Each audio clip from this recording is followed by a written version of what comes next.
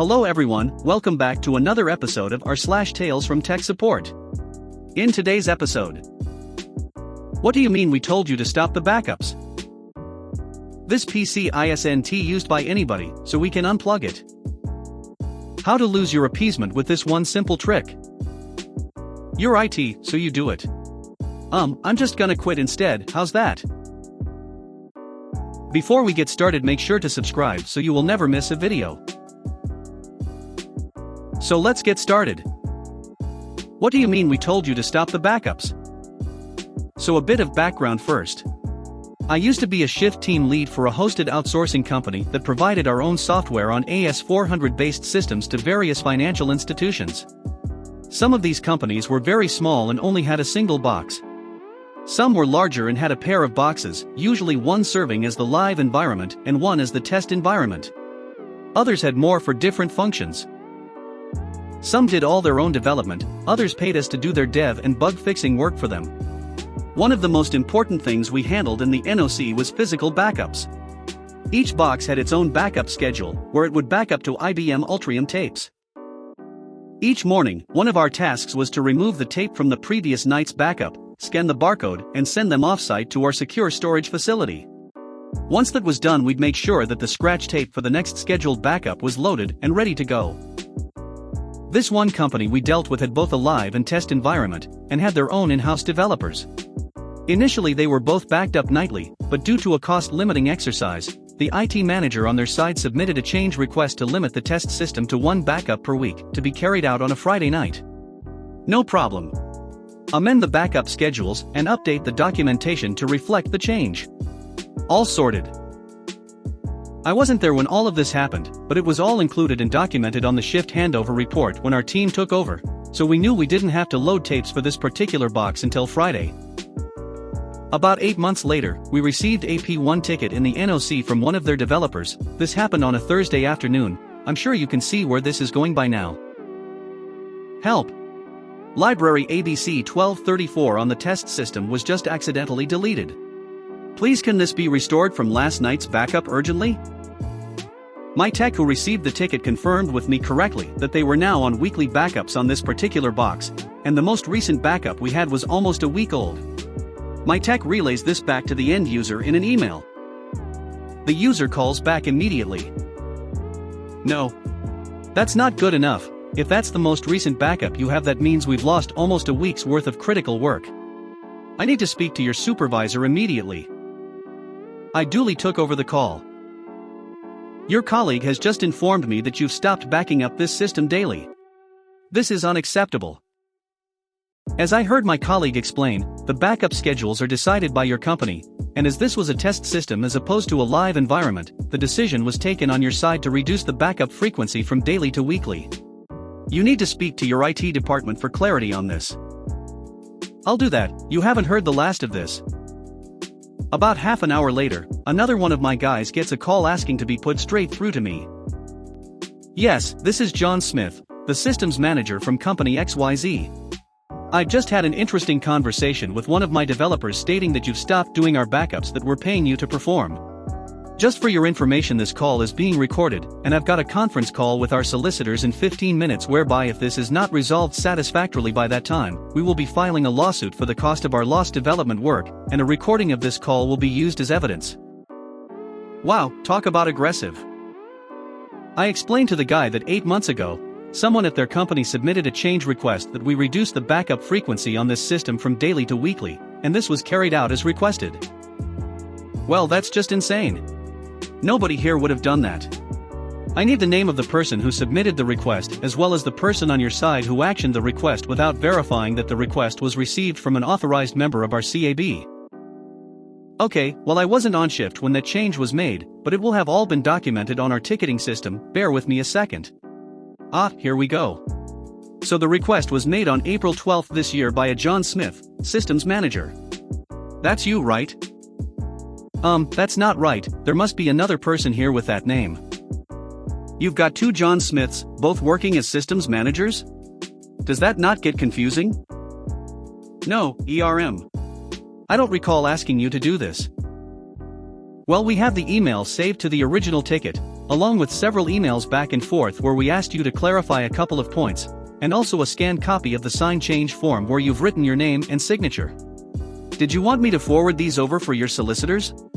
Although I suspect you might already have copies of them if you check your sent items folder. No, that's fine, thanks. I'll let the developers know that you can't recover the file. That'd be great, thanks. Is there anything else I can help you with today, Mr. Smith? Click.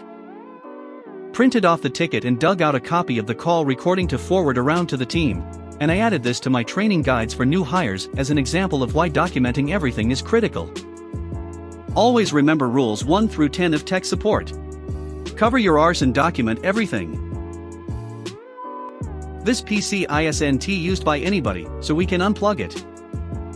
This isn't story of mine, but my mother's from the time she worked as tech support for an super big 3-letter firm. Background. My mom worked in 1990s in this firm as in server tech support. Also, I'm not from the US, but Czech Republic. One day she received a call from one of state agencies that their system is not working at all. So she drove to the town to investigate. The conversation looked something like this. The conversation. Cast. $M my mum. $W office worker. $M so, what is the problem? $W, I can turn on the computer, but I can't even log in. This happens to all of us on all of the computers. $M confirms that it is true and goes to see the server. When she walks in, she can see dark server with cloth and coffee pot on it. Not to mention table and chairs in the super small room. $M, why did you unplug the server?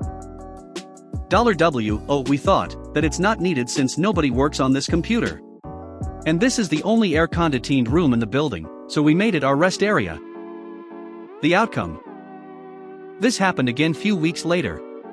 This time, Mum was able to determine by phone, they replaced server with a fridge.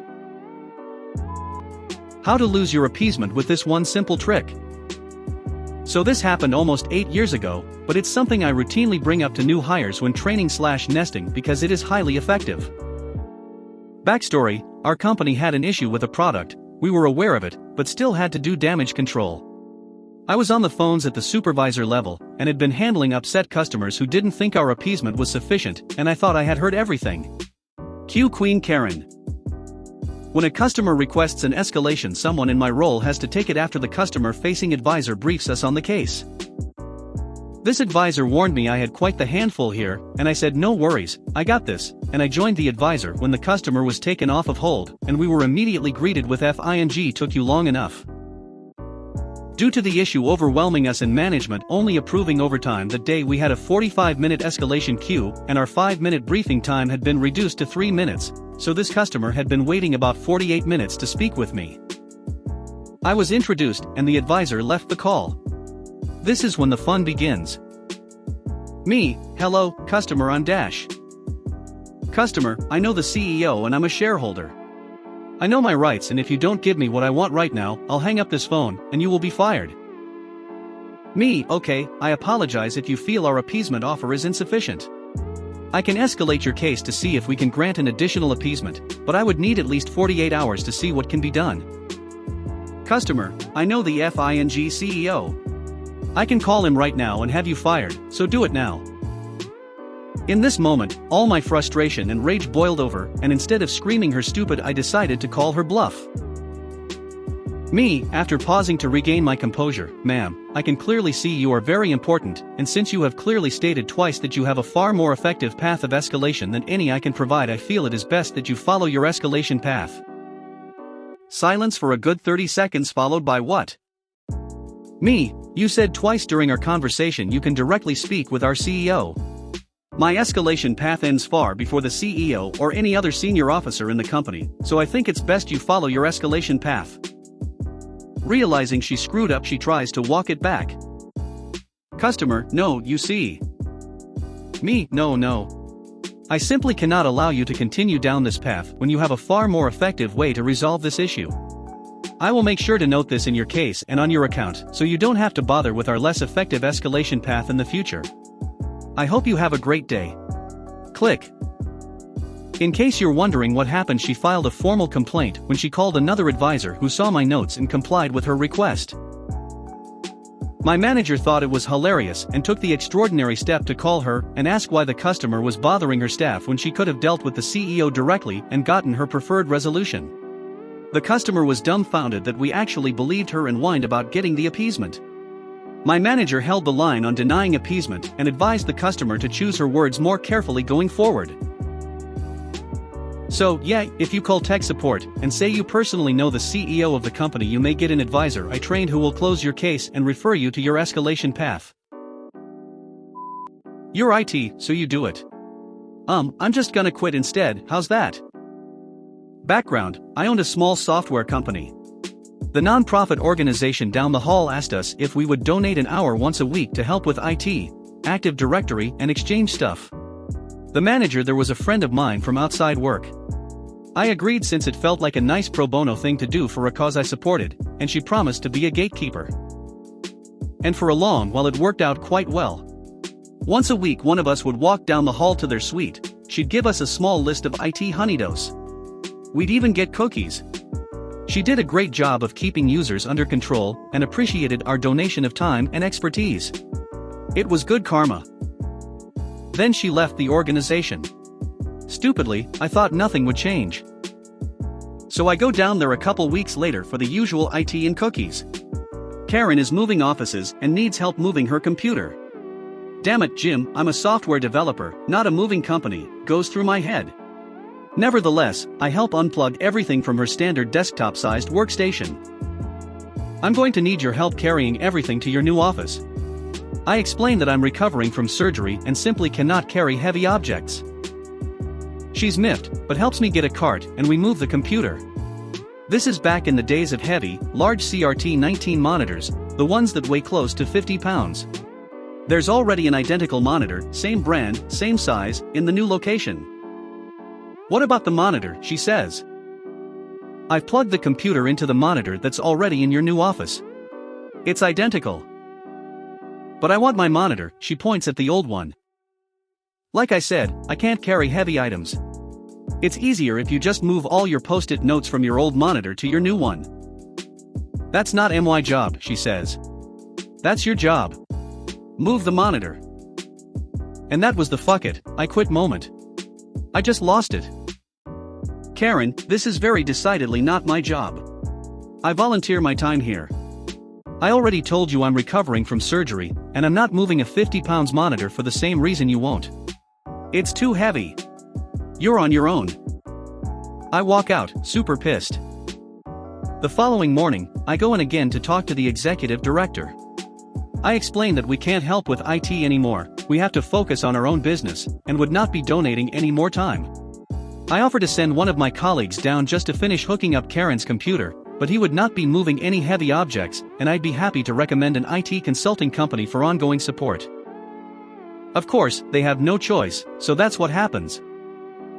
Best part, when my coworker comes back from that last task, he tells me, guess what? I oblige, what? She moved the monitor. I can't believe it. Apparently she figured out a way to haul that 50 pounds monstrosity of a monitor to her new desk. What happened to the monitor that was already there? I ask. It's still there. She asked me to move it to the old office. Now, these old CRT monitors are huge. There's barely enough room on a standard office cube desk for one of them, let alone two. Tell me you didn't move it. I plead. No king way, he says. She barely has enough room now on that tiny desk for her beanie babies and telephone. I still get goosebumps at the thought of Karen sitting there with two ginormous monitors on her desk surrounded by her post-it notes and stuffed animals. So, yeah, I have a good appreciation for the folks who have to deal with this stuff on a regular basis. If you made it to the end of the video, thanks for watching. Don't forget to like, subscribe and share, and we will see you in the next video.